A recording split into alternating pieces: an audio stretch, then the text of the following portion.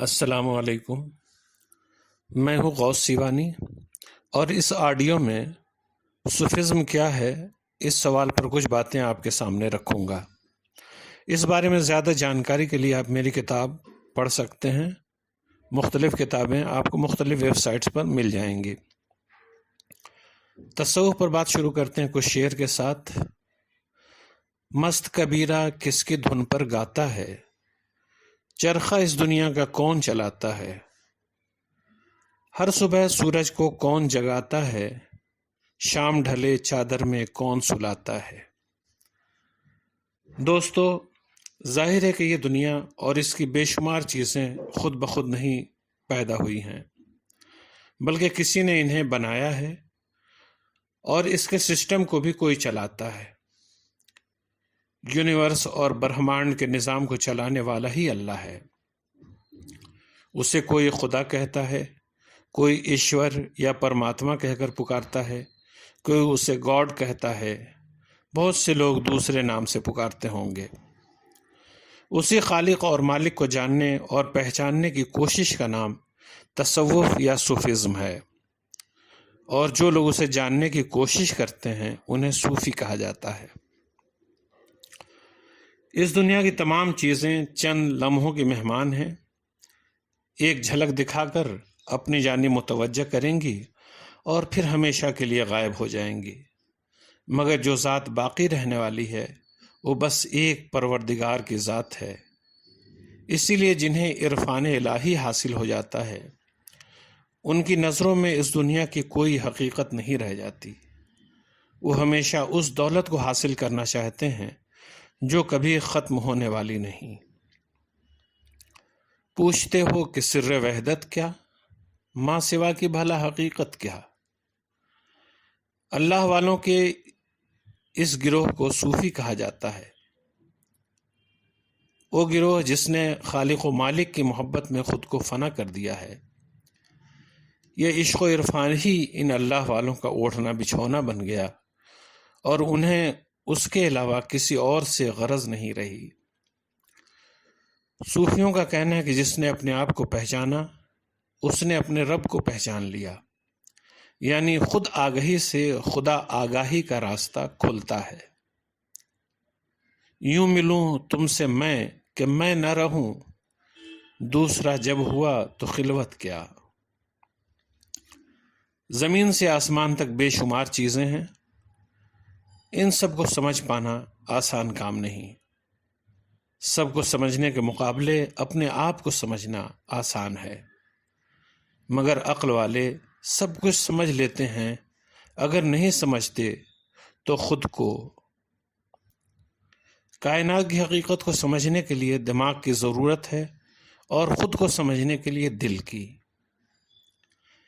یہاں ضرورت ہوتی ہے اپنے اندر کی تیسری آنکھ کھولنے کی، تھوڑے سے جنون شوق کی، کیونکہ یہ راستہ عقل نہیں عشق کی رہنمائی میں طے ہوتا ہے۔ عقل کی ایک حد ہوتی ہے جس سے آگے وہ نہیں بڑھ سکتی، اور عشق کی کوئی حد نہیں ہے۔ جہاں عقل تھک جاتی ہے وہاں سے عشق کا سفر شروع ہوتا ہے۔ جو عقل کی انتہا ہے وہی عشق کی ابتدا ہے۔ عرفان الہی کی تعلیمات کو تصوف کا نام دیا گیا ہے۔ تصوف امن و شانتی کا پیغام ہے جو محبت، اخوت اور بھائی چارہ سے عبارت ہے۔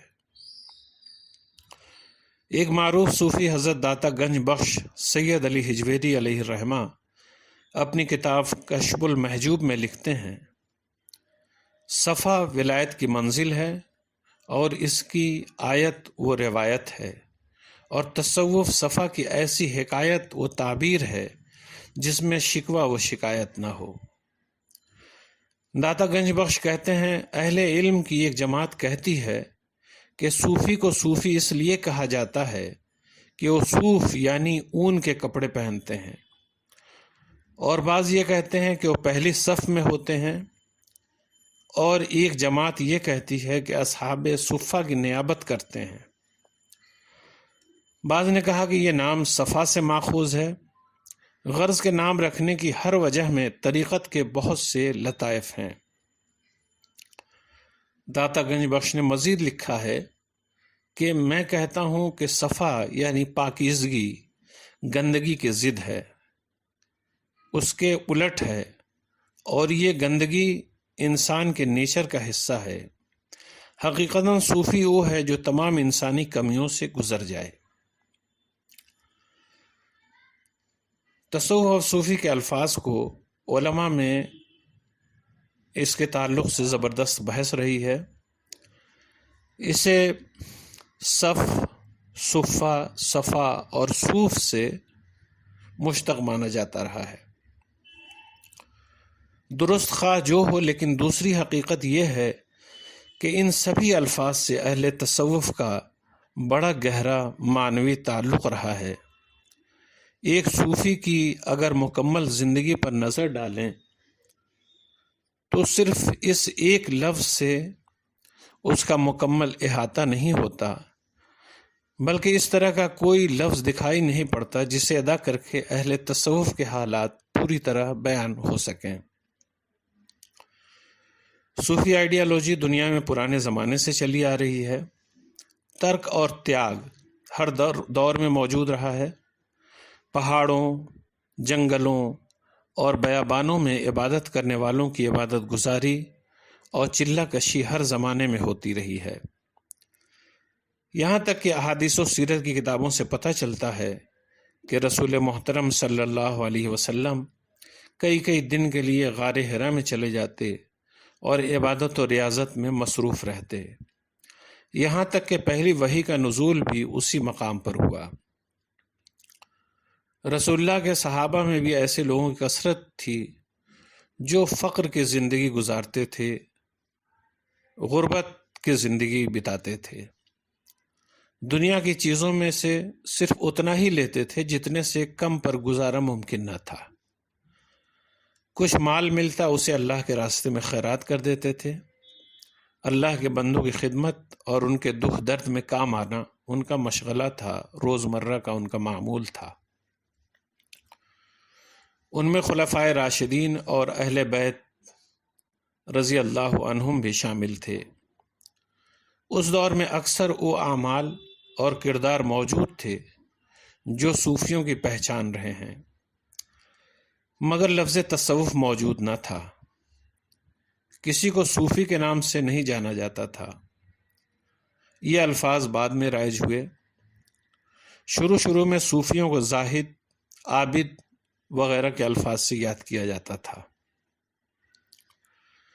صوفیزم پر لکھی گئی پہلی کتاب الرسالۃ القشیریہ کے مطابق صوفی کا لفظ 2 صدی ہجری کے اخیر میں رائج ہوا، مگر کتاب اللمع کے مطابق شیخ ابو نصر سراج طوسی علیہ الرحمہ اسے 2 صدی ہجری کی ابتدا میں بھی رائج مانتے ہیں،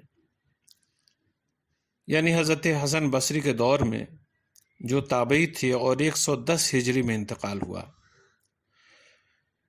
ریسرچرز کا ماننا ہے کہ 2 صدی ہجری کے سیکنڈ ہاف میں صوفی لفظ کا چلن شروع ہوا اور سب سے پہلے ابو الہاشم کوفی اور جابر بن حیان کوفی کو صوفی کہا گیا۔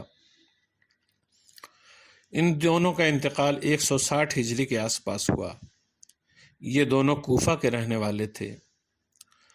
مولانا عبد الرحمن جامی اور امام سیوطی سمیت کچھ دیگر اہل علم نے ابو الہاشم کوفی کی اولیت کا ذکر کیا ہے اور یہ بھی لکھا ہے کہ انہوں نے سب سے پہلے علم قلوب یعنی تصوف پر گفتگو کی۔ ڈاکٹر عبید اللہ فراہی نے اپنی کتاب تصوف ایک تجزیاتی مطالعہ میں کئی کتابوں کے حوالے سے لکھا ہے کہ تصوف کا آغاز عالم اسلام کے انہی دونوں شہروں یعنی کوفہ اور بصرہ سے ہوا۔ کوفہ پر معنی کی فکر کا اثر تھا اور بصرہ